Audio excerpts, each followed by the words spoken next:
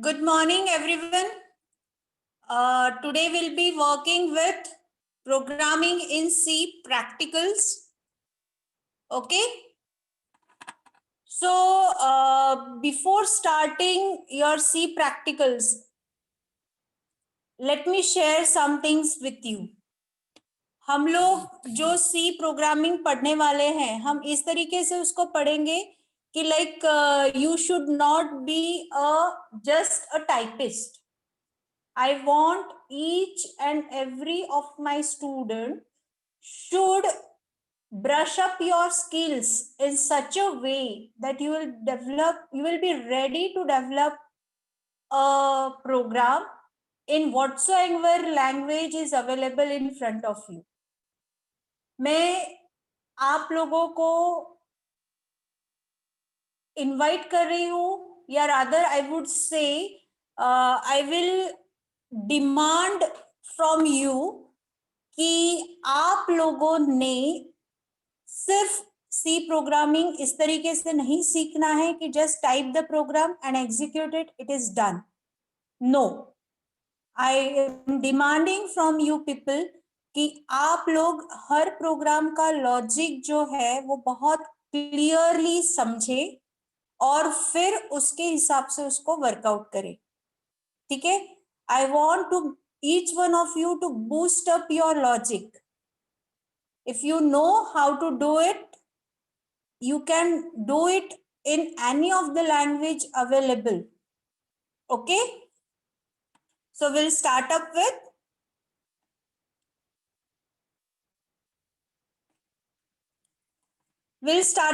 your first program, that is compute Fibonacci series. What is Fibonacci series? It starts with 0, then next is 1, then cumulative of 0 and 1, that is 1, then cumulative of 1 plus 1, that is 2. मतलब आपका next number जो है series का वो कैसे create होगा? Addition of current number and its previous number. तो जैसे अभी 2 plus 1 gives 3, 3 plus 5 gives 8, 8 plus 5 gives 13. So likewise, next number can be generated. Okay? So now we'll see your algorithm. Before starting any of the problem definition, you should be very clear with the 3 steps. पहला, उसका logic क्या है, उस logic के हिसाब से हमारा algorithm क्या बनना चाहिए, उस अल्गोरिदम के हिसाब से हमारा फ्लो चार्ट क्या होना चाहिए. अगर ये 3 चीजें आपकी क्लियर है तो कोडिंग यूं चुटकियों में हो जाएगा. ठीक है? कोडिंग करना is not at all a big deal. If you are clear in your logic, if you are clear in your algorithms, if you are clear in your flowcharts, you are very, very sure to run a error-free code. Okay? So now we'll start up with सबसे पहली step जो algorithm की होती है वो है start. Remember, हमारा algorithm start होने का सबसे पहला स्टेप जो है that is start. Okay? Next step क्या है?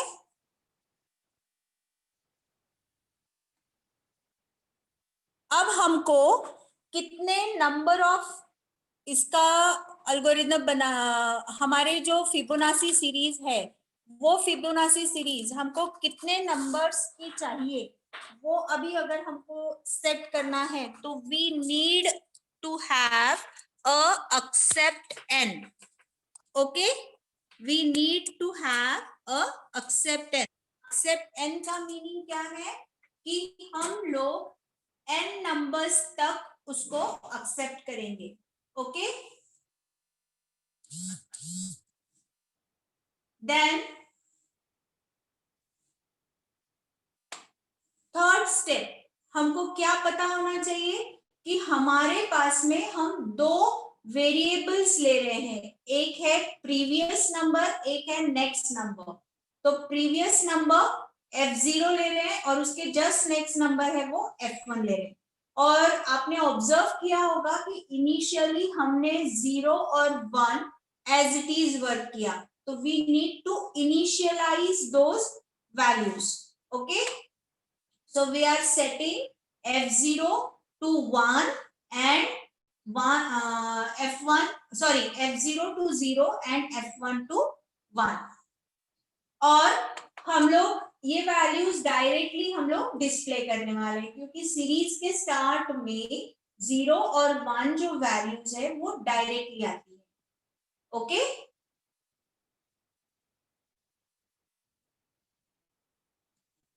देन अब हमारा जो लूप है कि हमको 2 से लेके हमारे n जो हमने दिया है वहां तक के हमारा कंटिन्यूअस हमको एडिशन करना है, previous number plus next number और फिर डिस्प्ले करना है. तो हम स्टार्ट करेंगे, हमारा काउंटर एक लेंगे हम लोग जिसको हम I कहेंगे और उसको हम 2 से इनिशियलाइज कर देंगे. ठीक है, और अब जो नेक्स्ट स्टेप्स हमारी आने वाली है, इन स्टेप्स को हम लोग रिपीट करने वाले हैं. कब तक? जब तक कि I लेस देन n है. ठीक है, लेस देन n क्यों लिया है? क्योंकि previous number plus next number करेंगे तो नेक्स्ट नंबर आने के लिए फिर वो एक्सीड होता चलेगा. जैसे अभी अगर 5 से लेस करे तो 4 + 5 होना चाहिए ना, तो वो एक्सीड हो जाएगा, नेक्स्ट नंबर को चला जाएगा, तो it doesn't make that sense. So अभी हमारा नेक्स्ट लॉजिक क्या कह रहा है? नेक्स्ट स्टेप क्या आना चाहिए? हमारा टोटल इक्वल्स टू F0 मतलब प्रीवियस नंबर प्लस F1 यानी नेक्स्ट नंबर आना चाहिए. ठीक है, और ये टोटल आने के बाद हम उसको डिस्प्ले कर देंगे, क्योंकि टोटल हमेशा अपडेट होता रहेगा, तो ये टोटल हम लोग हमेशा डिस्प्ले करते जाएंगे. फिर अब हमको और आगे बढ़ना है. नेक्स्ट, एक बार तो हो गया हमारा 1 + 1 gives you 2. अब नेक्स्ट जाने के लिए जो प्रीवियस 1 है वो अभी आपका जो पहले F1 था वो अब F0 हो जाएगा, और नया F1 जो है वो आपका जो F में टोटल जो आई है वो आपका F1 हो जाएगा. फिर आप I का काउंटर 1 से बढ़ाएंगे और इस तरीके से आपकी स्टेप नंबर 7, 8 और 9 एंड 10 आप रिपीट करते जाएंगे. क्लियर हुआ? I hope everyone has got this algorithm. Now, what is the logic behind it? We'll see. हमने क्या किया है? इनिशियली एक वैल्यू ली है 0 और दूसरी ली है 1. तो अब हमने क्या किया? F0 में 0 डाल दिया और F1 में 1 डाल दिया. ठीक है, अब इसको एज इट इज डिस्प्ले कर दिया. ठीक है, अब नेक्स्ट क्या करना है? अब हम सेकेंड 2 से स्टार्ट करने वाले हैं. तो अब आपका कैसे रहेगा? आपका F क्या था? F = F0 प्लस F1 बराबर. अब ये कैसे वर्कआउट होगा? ये देखो, आपका F0 क्या है? 0 और आपका F1 क्या है? 1. So 0 + 1 gives me 1. तो अभी मेरा F क्या हो गया? 1. तो ये डिस्प्ले हो जाएगा. मतलब मेरा लिस्ट कैसे डिस्प्ले होगा? पहले 0, 1 एज इट इज डिस्प्ले हो गए और ये F कैलकुलेट होके ये डिस्प्ले हो गया. अब I = यहाँ पे मैंने 2 लिया था बराबर. अब यहां से मुझे नेक्स्ट नंबर चाहिए. कहां तक चाहिए? सपोज 5 तक चाहिए, मतलब 5 नंबर्स की सीरीज क्रिएट होनी चाहिए. तो अभी कैसे करेंगे? 2 का तो हो गया, अब 2 प्लस प्लस हो जाएगा, मतलब I = अब क्या हो जाएगा? 3 हो जाएगा. क्या 3 लेस देन है 5 से? है ना, लेस देन n लिया था हम लोगों ने, लेस देन है 5 से. यस, तो अब क्या होगा? फिर से कंप्यूट होगा, और ये कंप्यूट होने से पहले हम लोगों ने यहाँ लिखा था F0 = F1 लिया था बराबर, और F1 इक्वल्स टू f लिया था। सो नाउ ये f0 क्या है, अभी देखिए ये f1 1 है, तो यहाँ पे f0 1 हो जाएगा, और ये f1 क्या है, ये f1 1 है, क्योंकि इक्वल्स टू f है ना टोटल, तो f0 भी 1 है, f1 भी 1 है।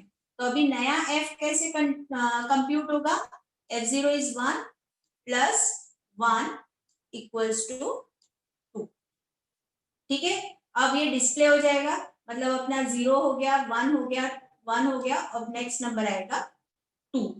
फिर नेक्स्ट फिर से हम लोग f0 इक्वल्स टू f1 करेंगे, तो अभी f1 क्या है हमारा, ये 1, right.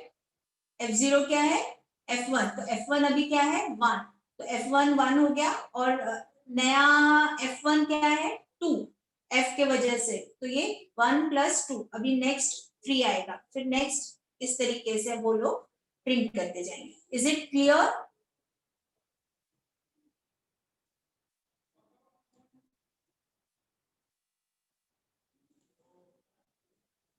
So now you can see the same logic is implemented in terms of flow chart. ठीक है, अभी आपका जब भी आप ड्रॉ करोगे फ्लो चार्ट, तो अल्गोरिदम और फ्लो चार्ट के साथ कैसे मैच करोगे, अल्गोरिदम में START स्टार्ट था, तो देखो उसके साथ में ये स्टार्ट वाली कैप्सूल जैसे सिंबल मैच करोगे, और जहां पे स्टॉप है वहां पे स्टॉप जैसा कैप्सूल सिंबल मैच करोगे। अब आपके इसमें इनिशियलाइज था f0 f1 और 2, तो ये देखो इस तरीके से वो एक रेक्टेंगल में डाल दिया। ठीक है, रिमेंबर वन थिंग, जहां पे एक्सेप्ट या डिस्प्ले आता है तो आपके फ्लो चार्ट में इस तरीके का पैरेललोग्राम आना चाहिए। ठीक है, जहां पे भी आपका एक्सेप्ट या डिस्प्ले आता है अल्गोरिदम के अंदर, तो आपके फ्लो चार्ट में उसको मैचिंग क्या आना चाहिए, पैरेललोग्राम आना चाहिए। और जहां पे कंपैरिजन आता है वहां पे इस तरीके का डायमंड शेप आना चाहिए। ठीक है, अब आपने एक्सेप्ट स्टार्ट किया, फिर आपका नेक्स्ट स्टेप था एक्सेप्ट 10, फिर नेक्स्ट स्टेप था आप इनिशियलाइज कर रहे हो, f0 को 0, f1 को 1 और i इक्वल्स टू 2, ये बाद में था, बट यहाँ पे हम लोग क्या कर रहे हैं ना, वो सारा इनिशियलाइजेशन एक साथ में, तो फ्लो चार्ट में थोड़ा सा उसको मॉडिफाई करें। फिर हमने डिस्प्ले कर दिया था f0 और f1, तो देखिए यहाँ पे इसके इक्विवेलेंट मैंने पैरेललोग्राम लिखा। देन कंपैरिजन था, next step is i less than 1, repeat था ना, वो repeat for i less than n के लिए, तो अभी यहाँ पे देखो 2 से इनिशियलाइज हो गया, अब वो रिपीट करेगा, चेक करेगा पहले, is i less than n, yes, yes है तो मुझे यहाँ पे y लिखना चाहिए, और नो है तो वो क्या हो जाएगा, बाहर आ जाएगा और स्टॉप पे चला जाएगा। अब यस है तो कंप्यूट करेगा f equals to f0 plus f1, तो जितनी भी इनिशियलाइजेशन या कंप्यूटेशन या कोई कैलकुलेशन वाली स्टेप्स होती है आपके एल्गोरिथम में, तो आप उसको कैसे लिखोगे, एक रेक्टेंगल में लिखोगे। ठीक है, तो देखिए कैलकुलेशन हो गया, फिर आपने उसको डिस्प्ले कर दिया, फिर री इनिशियलाइज किया, f0 को f1 और f1 को f, और फिर i को इंक्रीमेंट किया, एंड अगेन थ्रू एरोज, यहाँ पे direction of arrows is very important. आप यस या नो पे कहां पे ब्रांचिंग दिखा रहे हो, दैट इज इंपॉर्टेंट। तो अभी देखो अल्गोरिदम पे से फ्लो चार्ट बनाते आएगा, फ्लो चार्ट पे से प्रोग्राम बनाते आएगा, तो जब भी हम अल्गोरिदम पे से फ्लो चार्ट और फ्लो चार्ट पे से प्रोग्राम जब भी बनाएंगे, remember that you should be able to match the statements, ताकि आपका अल्गोरिदम अगर रेडी है तो उसके ऊपर से आप फ्लो चार्ट बना सके, अल्गोरिदम फ्लो चार्ट रेडी तो उसके ऊपर से आपका प्रोग्राम बनाना आसान हो। आपको रटने की काम नहीं पड़ना चाहिए, you should understand the things, and if your understanding is clear, you are in very easy way you can just prepare your programs. Okay, तो रिमेंबर स्टार्ट के लिए हम लोगों को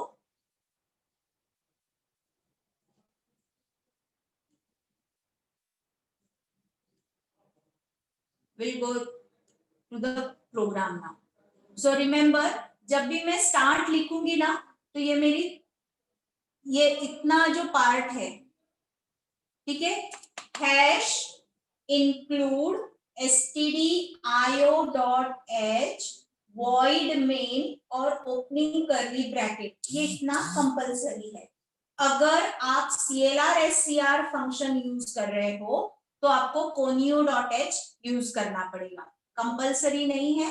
बट अगर जैसे अभी हम लोगों को फ्रेश स्क्रीन पे फ्रेश आउटपुट चाहिए तो प्रीवियस आउटपुट को वाइप अप करने के लिए हम लोग CLR SCR फंक्शन यूज करते हैं, जिससे हमारी स्क्रीन जो है वो जैसे डस्टर हम लोग बोर्ड पे घुमाते हैं तो पूरा क्लीन हो जाता है बोर्ड, वैसे CLR SCR फंक्शन, ये वाला जो फंक्शन है वो क्या करता है, आपके बोर्ड को पूरा वाइप आउट करता है। सो पहला काम क्या है, आपका स्टार्ट हो गया तो स्टार्ट के लिए हमेशा याद रखिएगा ये मिनिमम 3 लाइन्स जरूरी है। तो जब भी मैं बोलूंगी स्टार्ट तो स्टार्ट का मीनिंग क्या रहेगा, you will put hash include void main and opening curly bracket. फिर जितना भी इनिशियलाइजेशन ऑफ वेरिएबल्स है, वेरिएबल जब भी मैं कोई यूज करूंगी तो in that variable I always use 3 steps. First declaration of variable, दूसरा असाइन और कंप्यूट द वैल्यू, और तीसरा डिस्प्ले करना। तो कोई भी वैल्यू को अगर मुझे डिस्प्ले करना है, कोई भी वेरिएबल के थ्रू वो वैल्यू को डिस्प्ले करना है तो मुझे 3 चीजें हमेशा लगेगी। यू रिमेम्बर दैट कि मेरा वेरिएबल डिक्लेयर होना चाहिए, उसको कुछ ना कुछ वैल्यू असाइन होनी चाहिए, और जहां पे वो चाहिए डिस्प्ले होने वाला वहां पे उस जगह उसका यूज होना चाहिए।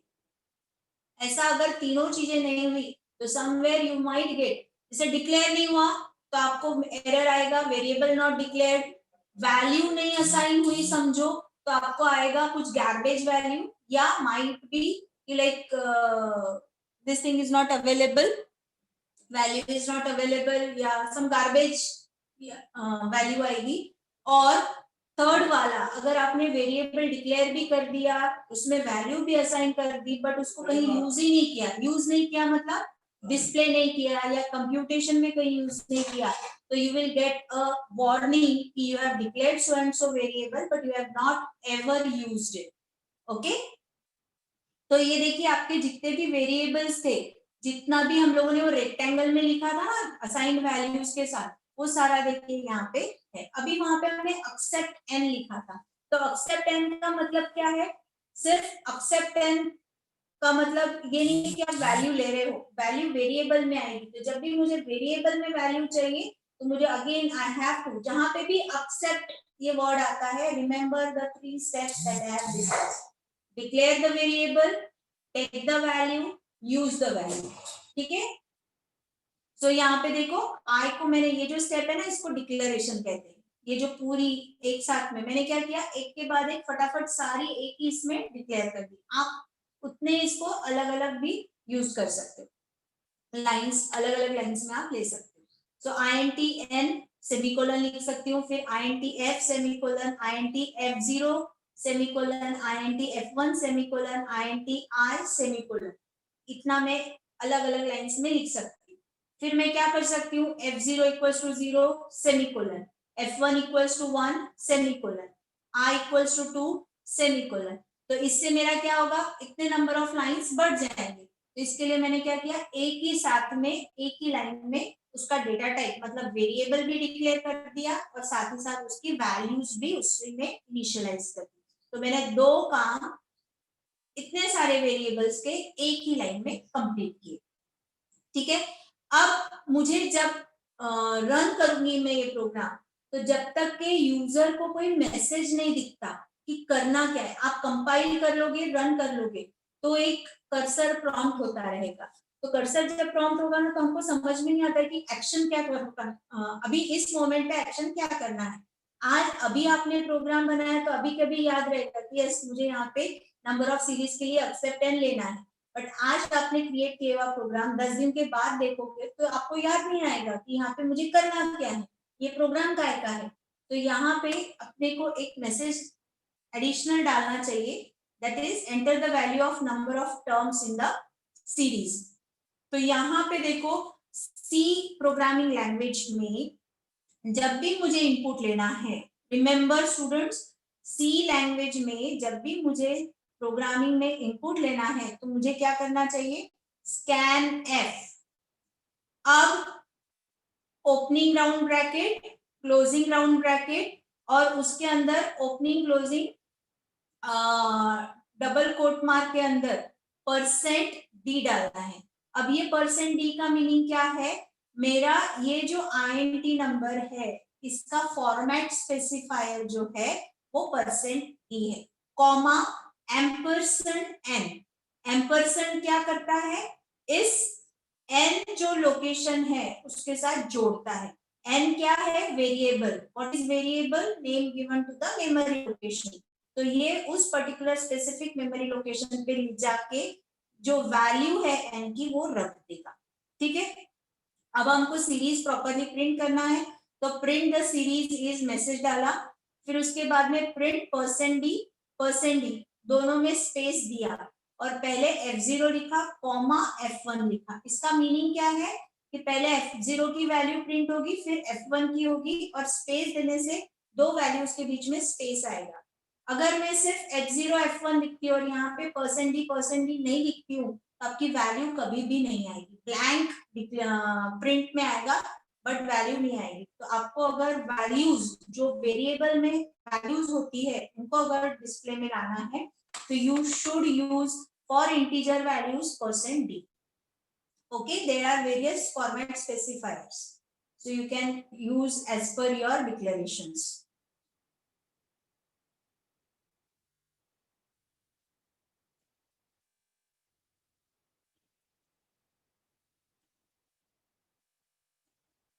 नाउ अब हमारा लूप चलेगा, तो वहां पे था ना कि is i less than n, तो ये देखिए is i less than n, यहाँ पे हमने सी में वाइल वाला जो स्ट्रक्चर है वो यूज किया।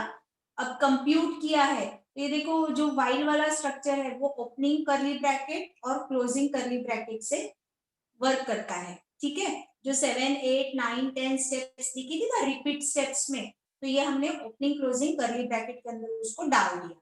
अब कंप्यूट वाली स्टेप देखो कैसे लिखी, F equals to F0 plus F1। F0 और F1 में कोई स्पेस नहीं है, तो जैसा वेरिएबल डिक्लेयर्ड है वैसा ही वो यूज किया है।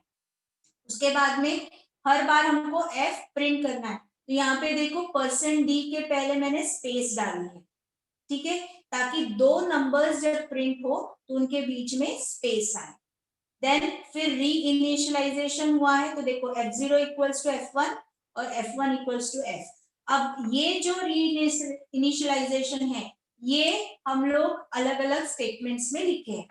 ठीक है, देन आप i इक्वल्स टू i+1 भी लिख सकते हो या i++ भी लिख सकते हो। इंक्रीमेंट करना था ना तो इसको हम ऐसा भी लिख सकते थे, i is equals to i+1। ठीक है, या हम उसको ऐसा भी लिख सकते हैं i++। Okay, so I hope अपना लॉजिक भी आपको क्लियर हुआ, अल्गोरिथम भी क्लियर हुआ, फ्लो चार्ट भी क्लियर हुआ और कोड भी क्लियर हुआ। अब Alt F9 जब आप प्रेस करोगे कीबोर्ड से तो आपका प्रोग्राम कंपाइल होगा, और कंपाइल होने के बाद अगर उसमें कोई एरर्स नहीं है तो आपको सक्सेसफुल लिखा हुआ दिखाई देगा। फिर आप कंट्रोल F9 प्रेस करोगे तो आप क्या ऑब्जर्व करोगे, आपका प्रोग्राम एग्जीक्यूटेड दिखेगा। ठीक है, तो आउटपुट कैसा आएगा दैट आई एम शोइंग।